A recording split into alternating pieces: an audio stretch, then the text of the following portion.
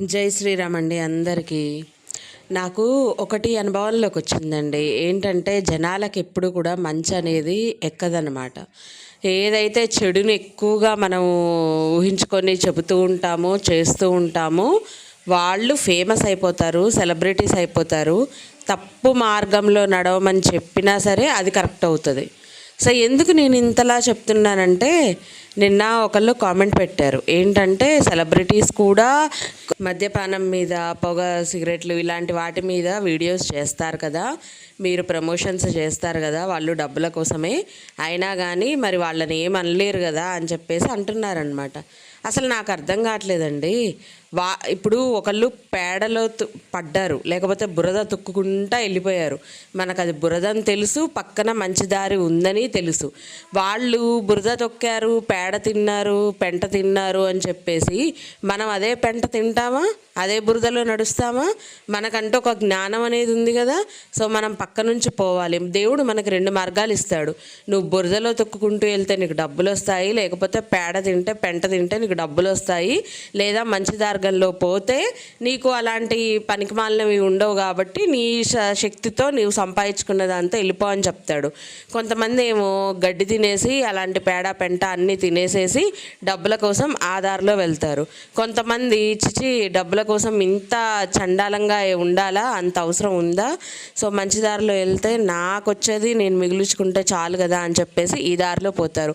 రెండు కళ్ళకు కనిపిస్తుందండి. మనకు రెండు కళ్ళు ఉన్నాయి, రెండు కళ్ళకి మంచి కనిపిస్తుంది, చెడు కనిపిస్తుంది. కానీ మనకి మెదడు అనేది ఒకటే ఉంటుంది, మనసు అనేది కూడా ఒకటే ఉంటుంది. కాబట్టి వాటితో ఆలోచించి చూడండి. ఒక్కటే సెలెక్ట్ చేసుకోండి. కళ్ళు రెండు ఉంటాయి, చెవులు రెండు ఉంటాయి. సో మనం ఏదైనా రకరకాలుగా వినుండొచ్చు, మంచి వినొచ్చు, చెడు వినొచ్చు, మంచి చూడొచ్చు, చెడు చూడొచ్చు. కానీ రెండిట్లలో ఒకటి చూస్ చేసుకున్న వాళ్ళే కరెక్ట్ పర్సన్ అనమాట. వాళ్ళెవరో అది చేశారు, మీకు మీకు కావాలంటే మీరు కూడా చేయండి అంటే, వాళ్ళు పెంట తిన్నారని నేను తినలేను కదా పెంట, అవునా కదా? వాళ్ళెవరో పనికిమాల వేషాలు వేశారని నేనెందుకు వేయాలి? నాకు అంత అవసరం ఏంటి? సో నాకు తెలిసింది మంచి దారి అనుకున్నది, నేను అదే ఆ దారిలో ఉంటా. వాళ్ళలాగా కకృతి పడిపోయి పెంట కోసం పేడ కోసం పరిగెత్తే అలవాట్లు నాకు అసలే లేవు. సో ఇది నేను చెప్పాలనుకున్నాను అనమాట. నిన్న వచ్చింది ఒక కామెంట్. సో ఆ కామెంట్కి నేను ఇప్పుడు ఈ విధంగా రిప్లై ఇస్తున్నాను. అర్థం కాలేదండి. ఇప్పుడు ఆకాశ దీపాలైనా లేకపోతే ఇలాంటివి కొన్ని ఎంత నిష్టగా మనం చేయాలో మీకు తెలుసా? స్నానం చేసి మడిగట్టుకొని ఏం తినకుండానో, లేకపోతే దానికి కొన్ని నియమనిష్టలు ఉంటాయి. అలాంటివన్నీ ఫాలో అవుతూ కొన్ని పాటించాలన్నమాట. అలా పాటించకుండా మనకు తోచిందే ఇక మనం ఎట్లా ఉంటే అట్లా మనం రెడీ అయి ఉన్నది చాలు, మనం శారీ కట్టుకుంది చాలు, మనం డ్రెస్ వేసుకుంది చాలు, మనం మేకప్ అయింది చాలు, గతం వీడియోలో కనిపిస్తే అయిపోతుంది, మన ఇల్లే కదా, గుడి కాదు కదా, మన ఇంట్లో మనం వేసేసుకుంటే ఏం తప్పు ఉండదులే అన్నట్టు చేస్తే అది చాలా తప్పండి. మనకు తెలిసి తెలియక చేసే పాపం కూడా చాలా ఎక్కువగా ఉంటుంది. తెలిసి చేసే పాపం వేరు, తెలిసి తెలియక చేసే పాపం వేరు. తెలిసి తెలియక చేస్తే అది పాపం కింద లెక్క రాదనుకుంటే అది తప్పే, అది పాపమే అవుతుంది. తెలుసుకొని చెయ్యాలి. అంతేగాని ఎవరో పిచ్చిదారులు నడిచారని మనం నడిస్తే కరెక్ట్ కాదు. ఇప్పుడు పిండి దీపాలు అని ఉంటాయి, వాటికి మీరు చాలా వరకు వీటిల్లో చూడండి, యూట్యూబ్లో మీకు మంచిగా గైడ్లైన్స్ ఇస్తారు. ఎలా కలపాలి, ఏం చెయ్యాలి, వాటికి బొట్లు ఎలా పెట్టుకోవాలి, వాటిలో ఎలా మనం వెలిగించుకోవాలి, తర్వాత వాటిని ఏం చెయ్యాలి, ఇలా రకరకాల సొల్యూషన్స్ అనేవి కొంతమంది పెద్ద పెద్ద వాళ్ళు, అన్నీ తెలిసిన వాళ్ళు కూడా చెబుతూ ఉంటారనమాట. సో అలాంటి వాళ్ళ మాటలు వినండి. ఏదో ఇంట్లో చేసే పనులతో పాటు ఇది ఒకటి చేసామా, ఇది వీడియో పెట్టామా, బాగుందా లేదా అన్నట్టుంటే అది కరెక్ట్ కాదు. సో మీరు ఆలోచించుకోవాల్సింది ఏంటంటే, పై మెరుగులు చూసి మోసపోవద్దు. నేను చెప్పేది ఏంటంటే, పైన ఎన్నో చెప్తారు, ఎంతోమంది ఎన్నో చెప్తుంటారు. అవన్నీ విని మీరు మోసపోతే లాస్ మీకేనండి, వాళ్ళకి కాదు. వాళ్ళు ఏదో ఒక రకంగా తేరుకుంటారు, బతికేస్తారు. కానీ మీరు వాళ్ళ మాటలు నమ్మి వాళ్ళ వెనకాల వెళ్ళి మీరు నష్టపోతుంటారు. సో అది మీరు ఆలోచించుకోవాలన్నమాట. ఇంకా చాలామంది పెద్ద పెద్ద వాళ్ళు చూస్తారు, పెద్ద పెద్ద వాళ్ళు సెలబ్రిటీస్ కూడా మనది చూస్తుంటారు అని అంటే అది వాళ్ళ మంచితనం కావచ్చు, లేకపోతే వాళ్ళు ఎందుకైనా చూసుండొచ్చు. అంతేకాని మనం చేసిందంతా కరెక్ట్ అయిపోదు. వేరే వాళ్ళు చూసినంత మాత్రాన వీడియోస్ మనం చేసేదంతా కరెక్ట్ అందుకే చూస్తున్నారు అని మనం అనుకోవాల్సిన పని లేదు. మన దగ్గర ఉండే తప్పులు జనాలకు తెలుస్తూనే ఉంటాయి. ఈరోజు కాకపోతే రేపు, రేపు కాకపోతే ఎల్లుండి. మీరు చూడండి, ఎంత మంచి చేసిన నాయకులైనా సరే ఒక విషయం తప్పు చేశారు అంటే ఖచ్చితంగా ఆ తప్పుకి వాళ్ళు శిక్ష అనుభవించాల్సిందే. అందరికీ అన్నీ తెలిసి ఉంటాయి అని నేను అనట్లేదు కదా. సో జంతువులని, పక్షులని, మూగజీవులని అడ్డం పెట్టుకొని మంచి పేరు అనేది వస్తుందేమో నాకు తెలియదు, కానీ వేటి వల్ల వస్తుంది అంటే ఆ జంతువుల వల్ల వస్తుంది, ఆ పక్షుల వల్ల వస్తుంది. ఏమీ తెలియని మూగ జీవాల వల్ల కొంతమందికి పేరు అనేది, ప్రఖ్యాతి అనేది బాగా వస్తుందన్నమాట.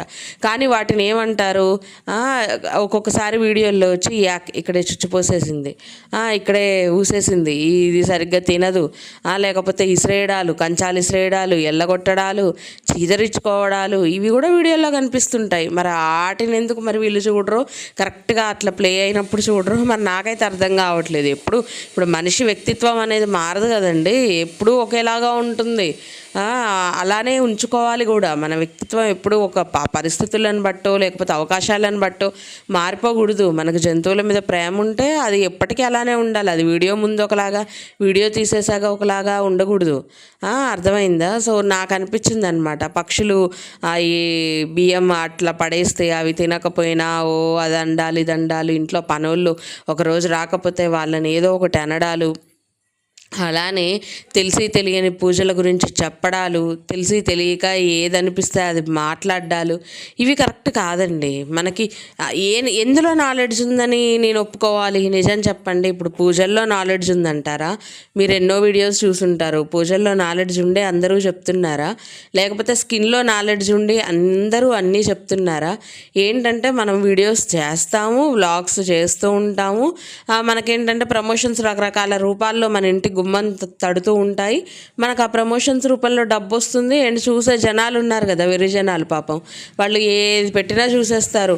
ఆఖరికి నేను అంట్లు తోముతూ వీడియో చేసినా చూసేస్తారు, లేకపోతే బాత్రూమ్లు కడిగినా చూసేస్తారు, బయట కడిగినా చూస్తారు, చెట్టు దగ్గర చూస్తారు, చెట్టు కొట్టేసినా చూస్తారు, చెట్లు వేసినా చూస్తారు, ఆఖరికి జంతువులకి, పక్షులకి ఏదో పడేసిన చెట్ల కొమ్మలు, చెట్ల ఆకులు అవి తీసుకొచ్చి పెట్టినా చూస్తారు. పాపం ఏం తెలుసండి జనాలకి, చూడడం తప్ప వాళ్ళు ఏం చేస్తారు పాపం. అలా వాళ్ళు చూడడం వల్ల యువతల వాళ్ళకి మనీ వచ్చేస్తాయి అని చక్క అదొక కంటెంట్ అయిపోతుంది, అదొక పేరు ఒకటి క్రియేటర్ అయిపోతుంది. చాలా మంచి క్రియేటర్స్ కదా. సో నాకు అనిపించింది అనమాట, ఈ రకంగా చేయడం అనేది నాకైతే నచ్చలేదు. నిజంగా కొన్ని చెట్లు ఉంటాయండి, అవి పచ్చదనంగా ఉన్నప్పుడు కొట్టకూడదని మన పెద్దవాళ్ళు చెప్తారు. ఈవెన్ మీరు గమనించినట్టయితే అవి మనకు పనికొచ్చే చెట్లు ఎదుగుతుంటే మనం సంతోషించాలే కానీ పక్క చెట్లను ఎదగనీయట్లేదు కదా అని మొత్తం చెట్టును కొట్టేరండి ఎవరు కూడా. కొమ్మలు విరిచేస్తారు. ఎందుకంటే నీడ పడుతుంది, ఎండ కూడా తగలాలి, సూర్యరశ్మి మిగతా చెట్లకి తగలాలి అని అనుకుంటే చేసే పని ఏంటంటే ఆ పెద్ద చెట్టు ఉన్న దానికి కొమ్మలు విరిచేస్తారు. అంతేగాని చెట్టే కొట్టేరు. ప్రపంచంలో నేను ఎక్కడా వినలేదు ఈ రకంగా చెట్టు కొట్టేయడం అనేది. మీరు ఎప్పుడైనా విన్నారా? కానీ ఎప్పుడూ కూడా ఇంట్లో పచ్చని చెట్టు కొట్టేయొద్దండి, అది మనకి చాలా చెడు చేస్తుంది.